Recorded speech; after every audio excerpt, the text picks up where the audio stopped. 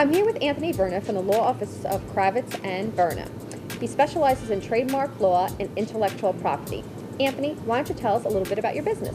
All right, thank you, Dawn. As you said, I focus on trademark law, copyright law, and other intellectual property law, trade secrets, trade dress. I help with registration, review. Review is a big key, especially before registration of trademarks. Certainly can help with licensing agreements and any possible infringement issues as well. Certainly in mergers and acquisitions, intellectual property is a big issue because they're assets of a business. So the same questions when somebody comes to me saying, here's a new trademark, here's a new copyright for my business, also come into play when somebody's saying, I'm buying a business. You know, are the trademarks registered? Are the copyrights registered? Are the registrations done correctly? Always a big problem, always a big problem. So those are the areas that I focus on. My partner, Robin Kravitz, she has 30 years experience in advertising and promotion law, sweepstakes law, and general business law. And, you know, we like our combination because we can help with protecting these intangible assets, make sure the company's value stays high by protecting those assets, and then on the advertising side, how are you allowed to advertise to make money based on those assets that a company has? Now, when you're talking about a trademark, how important is it to register a trademark? Well, it's extremely important to register for a couple reasons. One, should there be infringement, you want to be in federal court. State trademark laws don't really do much. They're useless, frankly. So let's make sure if there's an infringement, we want to go into federal court. The other issue is just going through the registration process. I vet a trademark. When a client gives me a new trademark, I vet it myself. Let's do a trademark search. I'll give you my opinion on the search that I've done, and then we go through the registration process. And then the registration process vets the trademark through the federal government, the U.S. Patent and Trademark Office, and you know, you just clear different hurdles. You know, what are the differences between, you know, the mark that my client gives me and anything else that's out there? What are the differences between the goods and services that my client is selling and what else is out there? And each step through that process is very important in defining what the goods and services represent. Now, it's important to register your trademark in different categories if you're doing different... It is important to register your trademark in the goods and services that the business is actually doing.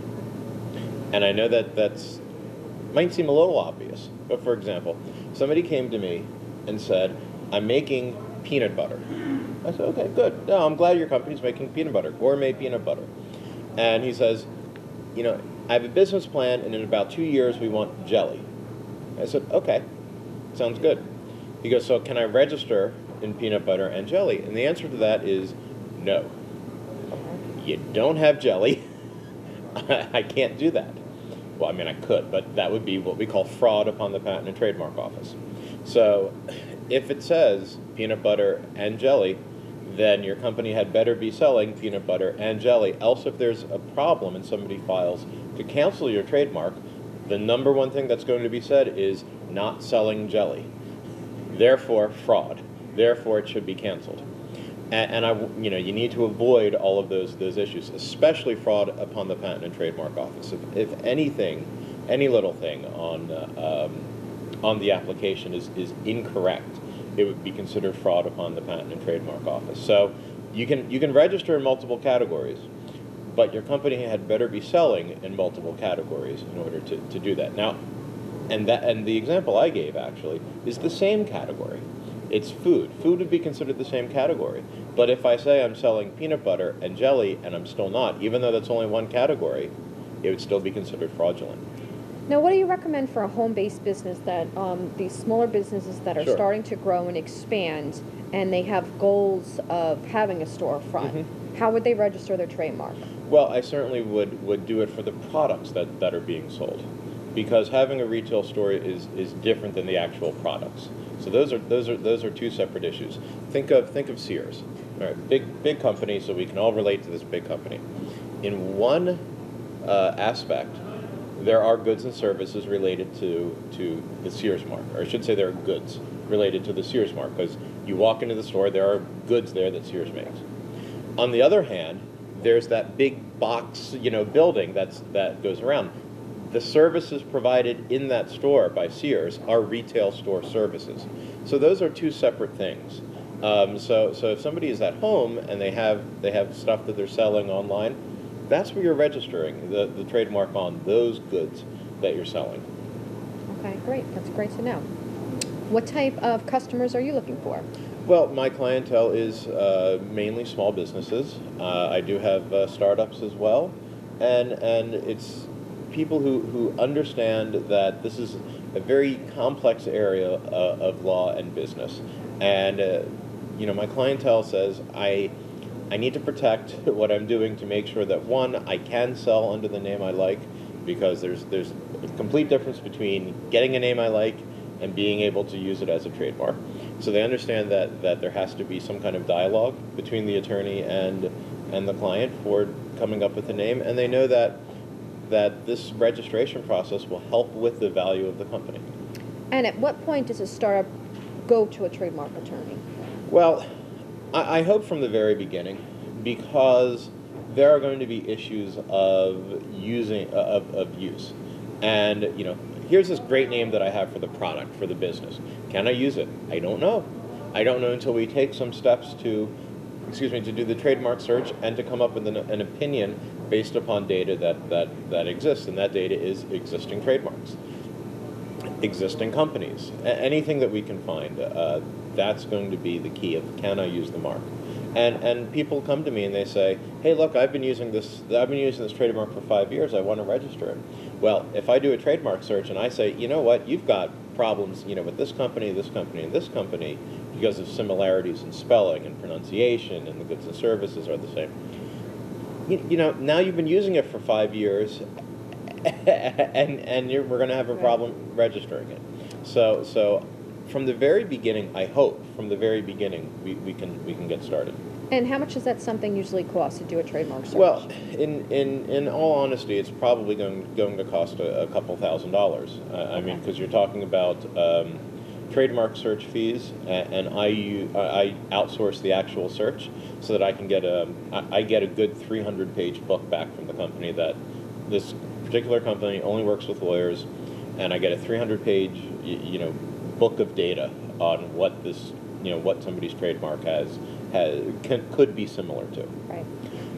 So there's that, and then there's the time to review that data, counsel the client, write an opinion letter. So I fully admit it can get costly, but an ounce of prevention is worth a pound of cure, as they say.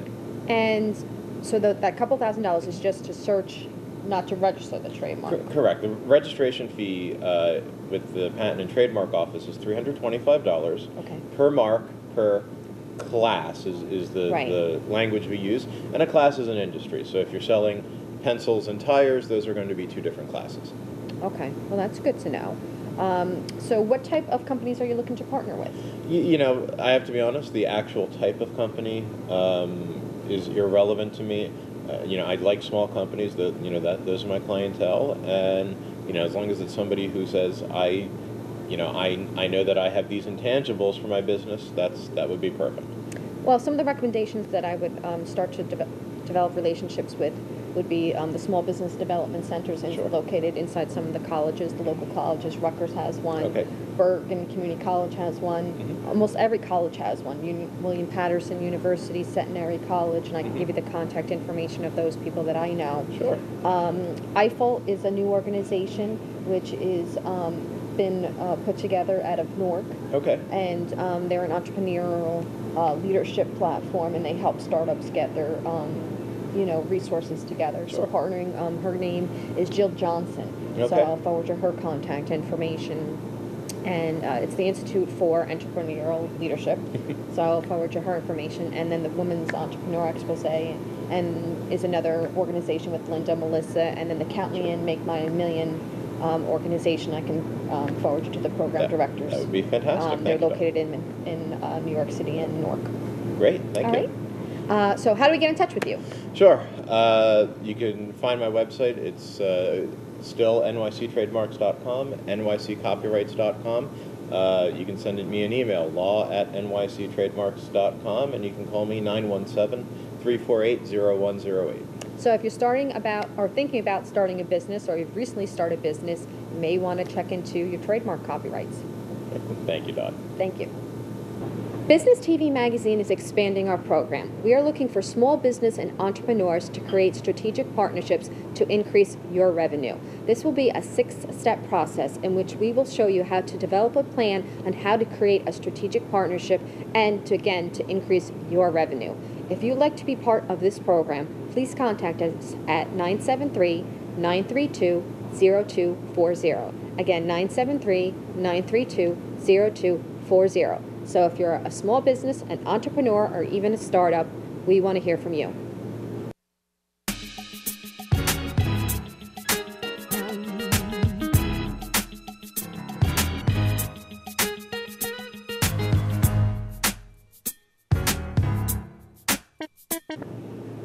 Hi, I'm here with Sahana Baray from Scene Naturals. Our latest product is a jute bag from India. It's all natural. Sahana, why don't you tell us a little bit about these bags? Hi, we have natural products that we sell. One of the products being the jute bags. These jute bags are this is made of a plant called jute, which is widely available in India, especially in the marshy lands. And the jutes are taken, the old, they are dried up, and then the fibers are taken out and then created, and the jute bags are made out of this.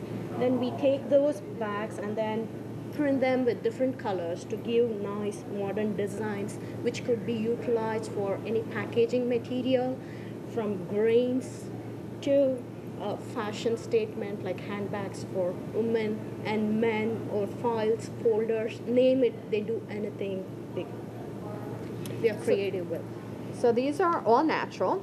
Yes. And they're made in India. Yes. And they are made from women that are, and your goal with these bags is to support a non-for-profit organization that helps women that are being abused in the sex trade, young children and young women in India. So from my understanding, in India, there's a national concern with a lot of prostitution and a lot of women that are human trafficking for women, especially children at young ages. Yes. So women come to this non-for-profit organization, and they're able to get shelter and they're able to get assistance, and the way they support this organization is by purchasing these bags. Yes. Is that correct? Yes. It's actually there was a couple from Switzerland who tried to purchase a home in Kolkata, India, and they were not aware, and they innocently purchased a home just to realize once they moved in, the whole surroundings were full of women waiting for, the calls. And they right then knew God had sent them for a purpose to do something good for these women.